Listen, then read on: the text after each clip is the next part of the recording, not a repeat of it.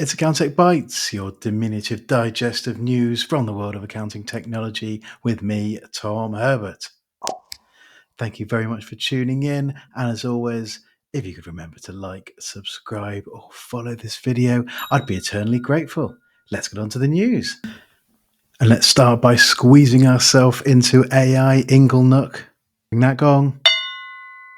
And I spoke with tax compliance giant Avalara about its new AI assistant, Avi, which the vendor claims can answer complex US tax queries instantly and provide authoritative citations from Avalara's tax compliance library in order to streamline those research tasks.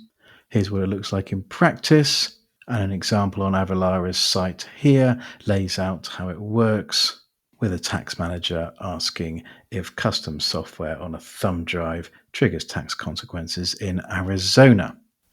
Tools like this have been fairly thin on the ground in the UK, and perhaps for good reason. This free agent blog published last week asked, can you trust AI with tax advice? Stating that it's a fairly high stakes area of accounting, and small mistakes can carry serious consequences. So it's no surprise many professionals remain cautious. Avalara's Chief Strategy and Product Officer, Jamie Fishman, told me that if you don't know the material from the start, you should seek a professional to validate it. But I think what he'd argue about this tool is that it's surfacing the same information you found before, just in a different way. It's still your responsibility to verify the output and the accuracy. There's been a bit of buzz around the new agent function from OpenAI's ChatGPT. So in a nutshell, agents being a string of AI functions stitched together to perform an entire workflow. Gen Finance AI's Peter Beard gave OpenAI's new agent a complex task to produce a full business valuation for an example company, in this case, the mighty Thatcher's Cider Company, top Southwest reference there,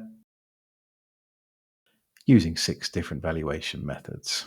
It completed the task in 26 minutes. Here's a video in action, and you can see the Excel file it produced via a link in the description to this video. Cloud Accounting Suite Acting Office has posted about its new AI assistant, Acabot. So this is a system that's stitched in throughout various functions of Acting Office. So across things like classification, converting PDF or scanned statements into CSV files, managing client communications or transaction queries, and then moving the user through to the trial balance. Now, I'm not quite sure what to make of this. I did actually go on LinkedIn to check this was real, but KPMG US has put up a poll asking if people would be interested in an AI chatbot that could serve as a close friend or trusted companion at work. I have many questions about this. Who will be producing the chatbot? Would this chatbot rat you out to the company? Would this chatbot encourage you to work overtime instead of going home to see your family? It's all a bit otherworld. AI is great for some things, but I'm not convinced about this as a use case. Let's get on to some news now, and Sage has acquired expense management platform File. So File has about 150 employees serving about 1,600 customers over in the US as Sage looks to build more automation into its ecosystem. And back on this side of the pond, Big Green has become the official accounting software partner of the English Football League. So this is tiers 2, 3, and 4 of the English pyramid. They've also signed up former Manchester United and England fullback, business owner, and part owner of Salford City, Gary Neville, to the campaign.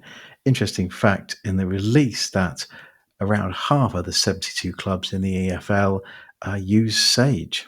An update from Excel MVP Liam Bastick now, and auto refresh for pivot tables is rolling out. So Liam reports that he now has the option to switch on auto refresh for his pivot tables in his version of Excel. Spanish treasury management platform Embat continues to expand across Europe with the appointment of a new leadership team for the UK and Ireland.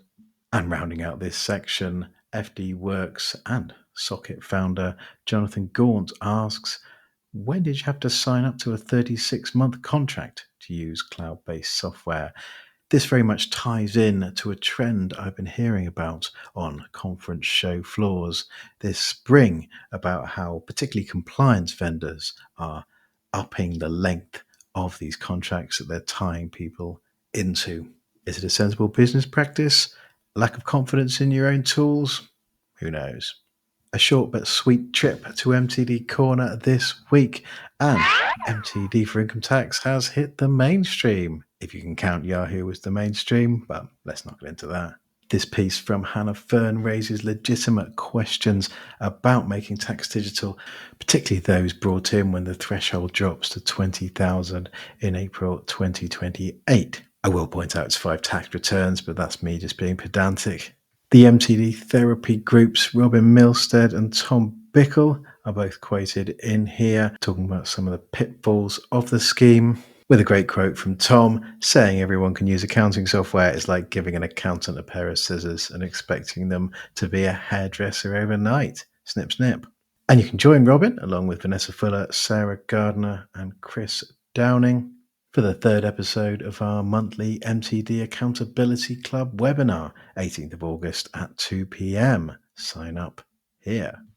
Tax advisor Carolyn Birchall has posted about the preparation and filing of their first MTD for income tax return under the Zero MTD beta. They got it filed with just one technical fault for those who prepare to a calendar quarter.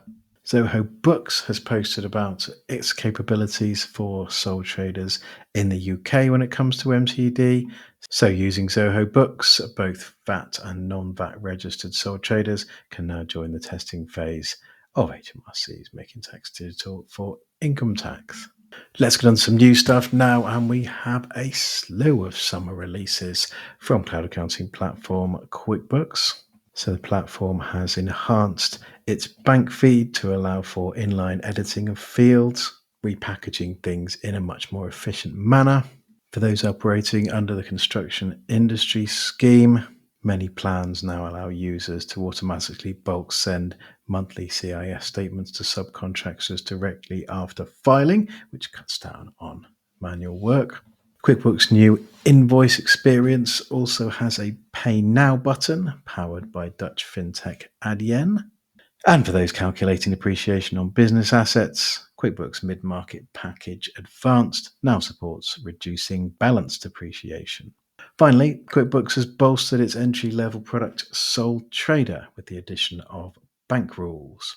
Not to be outdone, QuickBooks chap Aaron Patrick has posted a video about another new feature, client requests in QuickBooks. So those heading to the transactions screen can see here there is a new comments box. So pressing the plus button brings up a screen where you can request more information, and clicking those buttons automatically adds requests for more information or for receipts, and that then goes to the client for confirmation. Thank you, Aaron.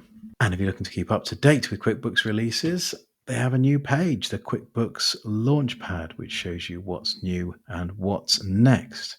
So everything I've talked about here is being flagged. An update from Bright here on its payroll product, BrightPay. Has some new features in the product. So this allows BrightPay users and clients to interact together in the payroll software, allows clients to enter and approve their own payroll information, and allows communication directly on the platform. They've also increased the employee limit per employer file from 250 to 300 employees and introduced two-factor authentication for the employee portal.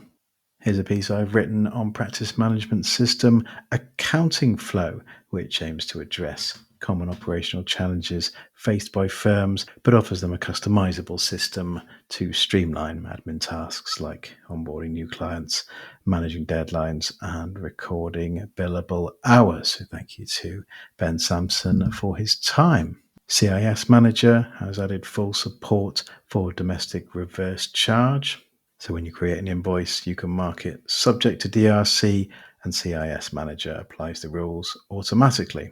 And finally, Jack Whitehead from Reconcile IQ has added a PDF bank statement to CSV converter to his product for free. And that's your lot for today. Thank you very much for watching. As always, if you like it, please remember to like, subscribe, or follow, and I'll be back next week with another video. Bye for now.